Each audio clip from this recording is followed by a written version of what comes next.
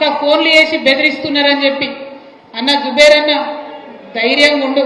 ఎవరెవరు బెదిరిస్తున్నారో వాళ్ళ పేర్లు బరాబర్ పింక్ బుక్ లో రాస్తాం.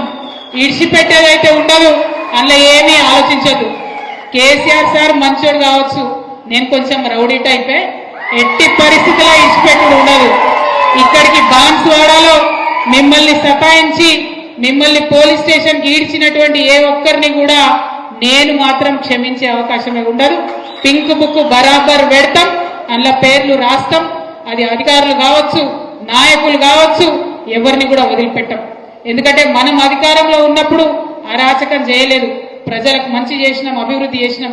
ఇవాళ మీరు పార్టీ మారినంత మాత్రాన ఈ గులాబీ కండువానేదో గదరించి పెడదాం, భయపెట్టించి పెడదాం అనుకుంటే మీ తాట సప్పులకు భయపడేటోళ్ళు ఎవరు లేరు.